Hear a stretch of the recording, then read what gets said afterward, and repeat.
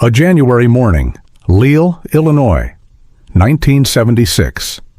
A road crew moving along the shoulder of College Road in the gray cold finds a purse sitting against the guardrail, half open, set down with care, like someone placed it there before walking away. One of the workers steps closer, and then he sees what is on the other side of the barrier. The killer had done his work carefully. He had positioned Pamela Mauer's body just beyond the railing in a way engineered to communicate a single, simple message to whoever found her first. Car accident. Hit and run. Tragic, impersonal, nothing deliberate here. He had understood something about how the world reads a girl beside a highway in the dark, and he had used that understanding to buy himself time. Passing traffic would spot her before investigators could seal the scene. The staging would shape the first response. The story would end before anyone thought to call it a crime. The DuPage County Coroner did not read it that way. The bruising on Pamela's neck made the paperwork impossible. A length of rubber hose recovered near the body confirmed what the bruising already said. This was not a road accident. This was deliberate. This was controlled. Whoever had brought her here had done so after ending her life, had arranged the scene with enough composure to suggest innocence, and had then walked back to a vehicle and driven away into the early morning dark without a single witness seeing his face. He would not be identified for 44 years. Pamela Mauer was 16 years old, a junior at Downers Grove South High School, a resident of Woodridge, Illinois. She had left a friend's house the night before, sometime between 9:30 and 10 p.m., to walk to a nearby location and buy a soft drink. That is the complete record of her last voluntary movement. Not a dangerous decision, not a late night, not a risk anyone would have thought twice about. A soda. She did not come home, and the man who made certain she didn't, who staged that roadside, drove away and went back to his life. His name did not appear in a single police document. Not that morning. Not for decades. What finally named him wasn't a witness, wasn't a tip, wasn't a confession. It was a science that did not exist when he committed the crime, and a detective who refused, across 44 years and every dead end the investigation could produce, to put the file down. Lisle and Woodridge, Illinois in 1976 were exactly what they looked like from the road. Post-war suburbs, modest homes arranged along quiet streets inside school district boundaries, a landscape built on the assumption that ordinary life ran in predictable, protected cycles. People left their doors unlocked. Children walked to friends' houses after dark, and nobody stood at a window watching them go. There was no catalog of fear to consult. Nobody had assembled one yet. Nobody thought they needed to. Pamela Mauer was 16, and she was completely ordinary in the best possible way. She was a junior at Downers Grove South High School, closing in on graduation, embedded in the rhythms of Midwestern adolescent life, the way students are when nothing has gone wrong yet. Her family lived in Woodridge. Her father worked. Friends who knew her described someone who fit naturally inside the social fabric of that school, not carrying visible trouble, not standing out for the wrong reasons. She was simply present. She was building her life. What is important to hold on to across everything that follows is the smallness of the decision that preceded it. She was at a friend's house. She wanted a soft drink. The walk was short. The hour was reasonable. There was nothing in that moment that would have caused anyone, her friends, her parents, any reasonable person in that neighborhood, to hesitate. The ordinary nature of what she was doing is not incidental context. It is the center of the story. Because the man who was waiting somewhere along that brief, unremarkable route was not waiting for someone dangerous or reckless or unlucky in any visible way. He was waiting for whoever came by. She came by. Her parents reported her missing that night. By the following morning, the road crew on College Road had answered the question of where she had gone. What remained entirely open for 44 years was who had been there in the dark when she walked past. One detail from the evening of January 12, 1976, took decades to arrive at its full meaning. Pamela's classmate Cindy Evans had been planning to be at the same friend's house in Lisle. She and Pamela moved in the same social circle.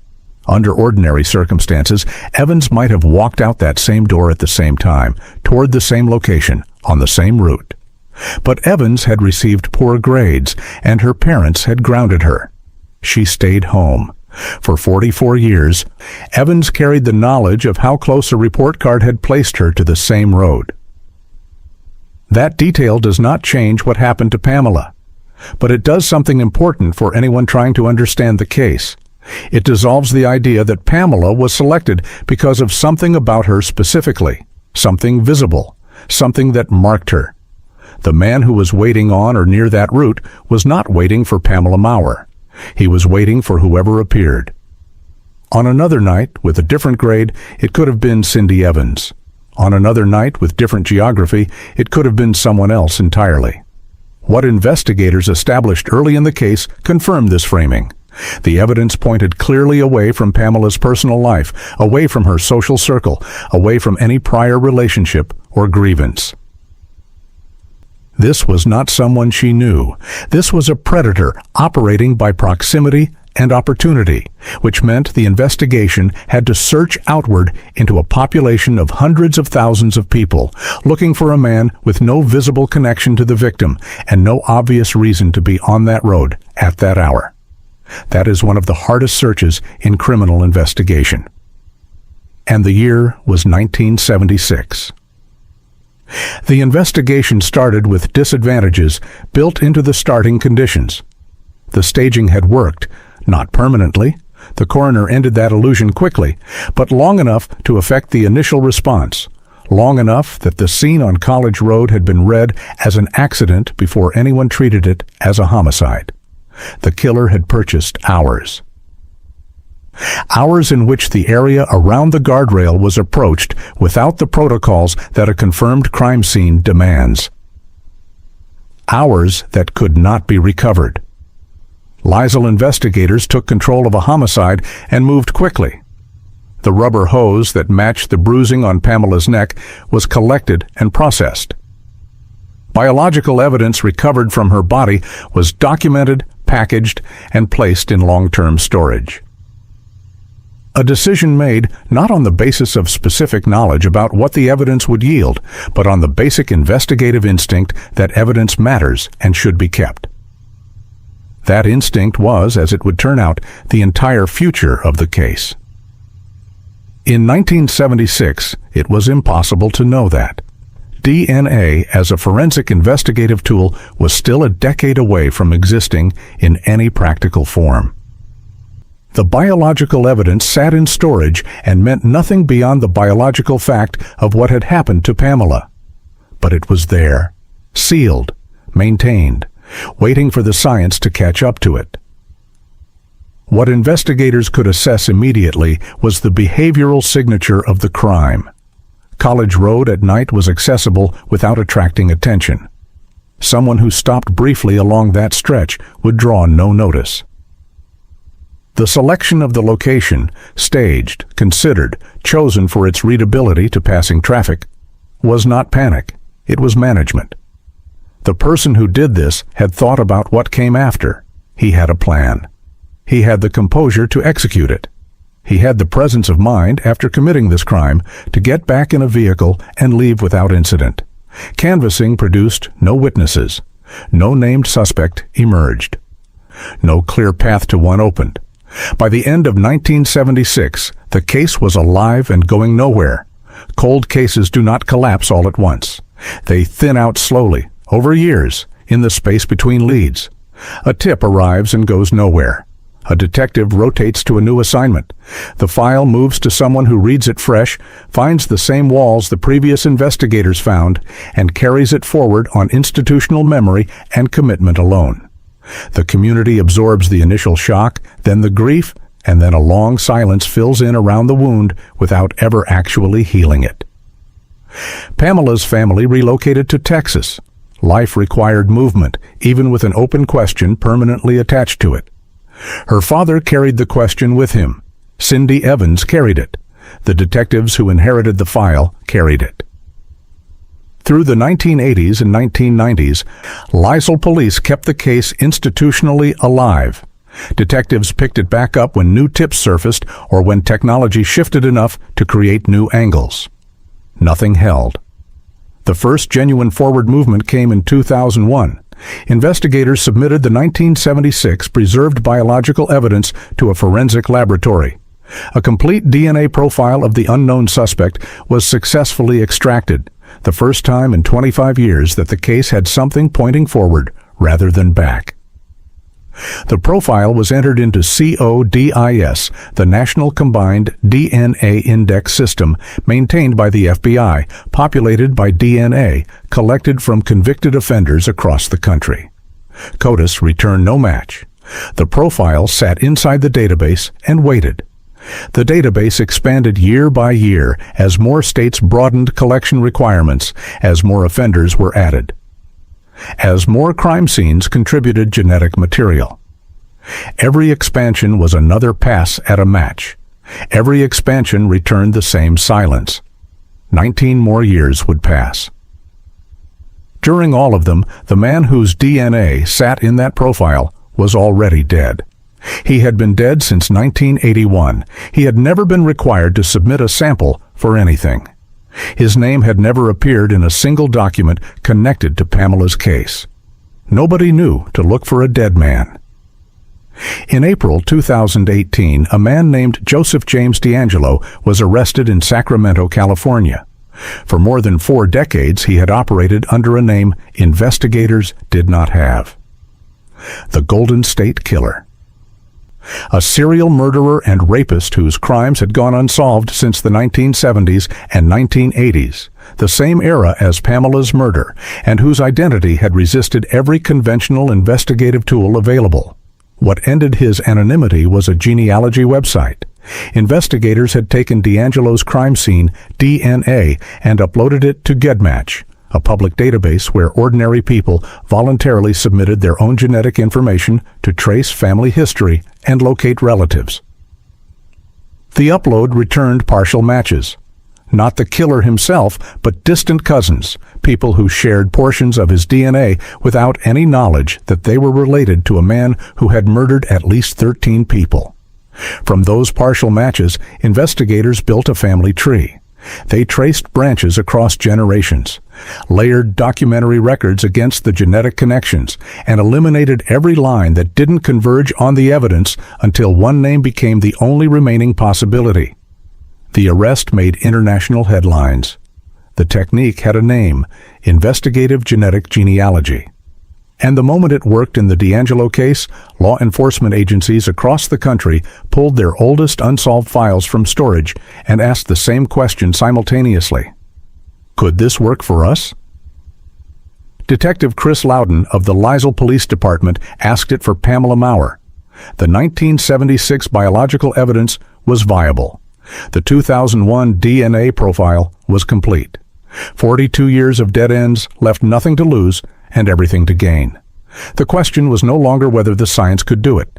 It had already been proven in California. The question was whether Pamela's evidence had survived intact enough to produce a result. It had. And the next step was finding out whether any relative of the unknown suspect had ever submitted their DNA to a public database while trying to trace their own family history. They were about to find out they had. Before uploading anything to a genealogy database, Detective Loudon sent the evidence to Parabon Nanolabs, a forensic technology company offering a service called DNA phenotyping. The science uses genetic code to statistically predict physical characteristics: eye color, skin tone, facial structure, hair texture. Parabon's analysts ran the 1976 profile and produced a composite image, a constructed portrait of what the man who killed Pamela Mauer most likely looked like. Derived entirely from his DNA rather than from any witness description. Their analysis indicated green eyes. Green eyes appear in approximately 2% of the general population. The composite gave the investigation a face, approximate, statistically derived, built from genetic code rather than memory, but a face nonetheless. More than that, it gave the investigation a direction. Parabon then assigned the genealogical phase of the case to C.C. Maurer, the company's chief genetic genealogist. Maurer had spent years building family trees from partial DNA matches in cold cases across the country, uploading crime scene evidence to public databases, tracing partial cousin matches across generations, and working backward through family history until the suspect's identity became the only available conclusion. The method required patience. It offered no guaranteed destination, and it began with a single partial match. When the Maurer DNA profile was uploaded to GoodMatch, it returned a distant cousin match, someone who had voluntarily submitted their own genetic information while tracing their family history, and who happened to share a portion of their DNA with the man who had killed Pamela in 1976. Not a direct hit. Partial matches never are, but enough. Maurer built outward from that single connection. She layered census records, obituaries, birth certificates, and marriage records against the genetic data. She traced each branch forward and backward. She eliminated every bloodline that could not converge on the profile. The tree grew denser. The geography kept pointing back to the same place. DuPage County, Illinois. The western Chicago suburbs. The same pocket of the same metropolitan area where Pamela had grown up. The tree narrowed to a point. That point had a name. Bruce Irvin Lisle.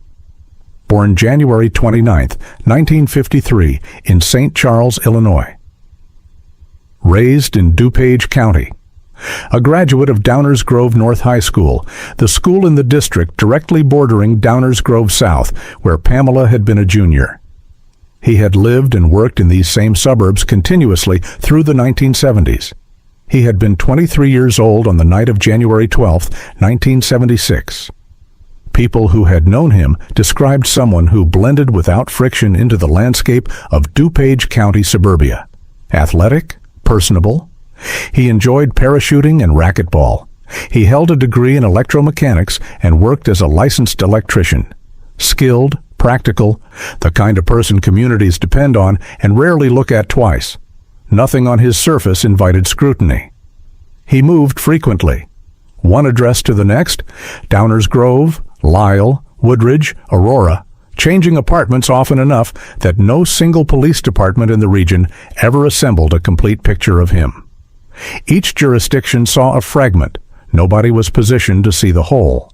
From 1974 onward, minor criminal contact accumulated. Arrests arrived, fines followed, charges dissolved. In December 1976, the same year he had killed Pamela, a marijuana possession arrest produced a record entry and nothing beyond it. No pattern recognition applied to the growing file. No behavioral flag raised by the accumulating list of contacts with no lasting consequence. He also had a connection that carried operational weight. A close friend of his was a police officer. That friendship would matter. He understood that it mattered, and the consequences of his conduct stayed so minimal across so many contacts with the system that he interpreted each outcome the same way, as permission, as confirmation that the line would not hold. So he kept moving, kept operating. The suburban landscape treated him as an ordinary resident, and he used the cover of that ordinary life to do whatever he had decided he was going to do next. The system kept reaching for him and releasing him. He kept going further. Count the names. In March 1979, Lisle brought a 20-year-old woman named Annette Lazar to a home in Aurora under the pretense of selling marijuana. He placed a gun to her head. He raped her. She reported it to police. The house where it occurred belonged to his friend, the police officer. Her testimony was challenged. No charges were filed. Lisle walked.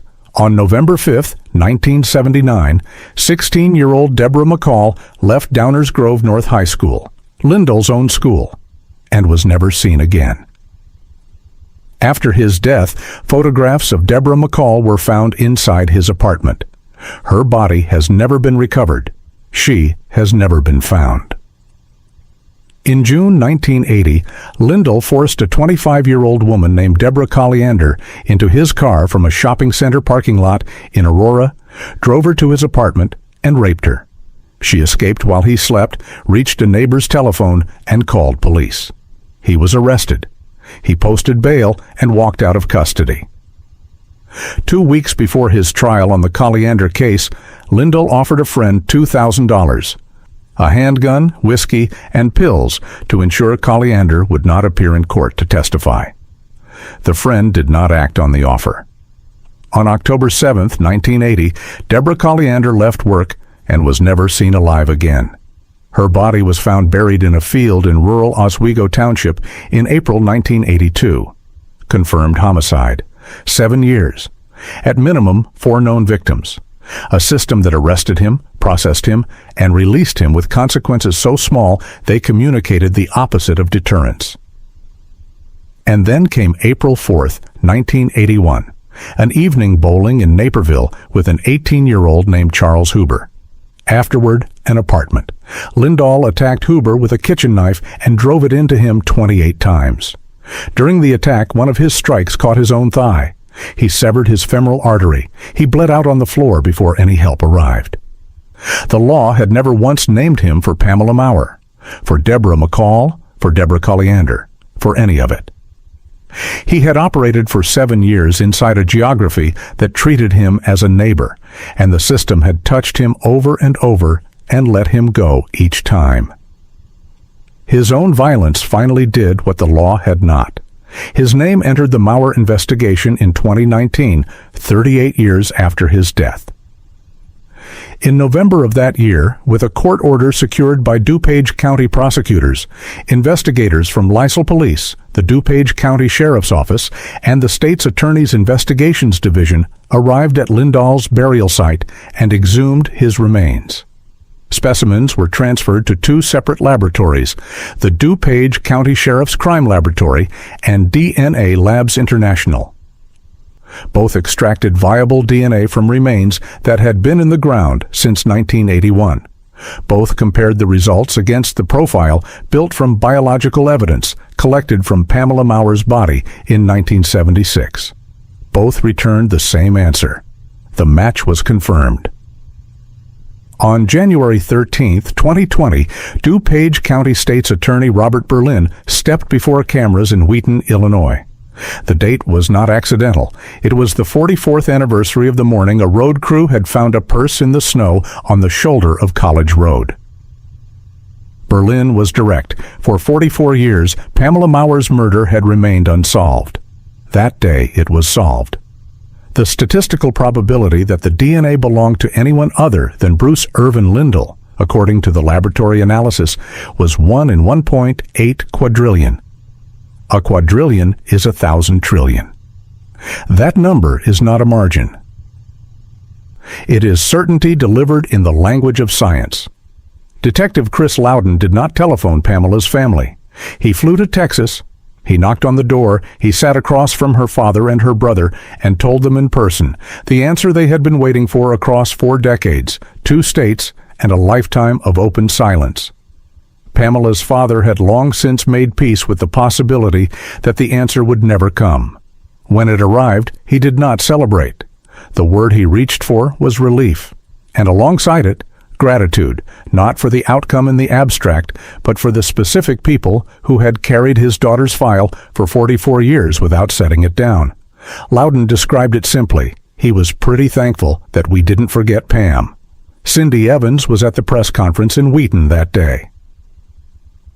She had been Pamela's classmate. She had been grounded for poor grades on the night Pamela walked out into the January dark. She spoke about what the resolution meant in terms that had nothing to do with legal outcome. That Pamela did not go down in vain. That the people who had known her could now say with certainty what happened. That she had fought. Bruce Lisle died in 1981 at 28 years old, inside his own violence, having spent 7 years operating in the same suburban landscape where Pamela had simply gone to buy a soft drink. He was never tried. He was never charged, but the evidence that investigators sealed in 1976 on instinct, without knowing what it held, without knowing what it would one day be capable of, held. It waited. It crossed 44 years and named him anyway.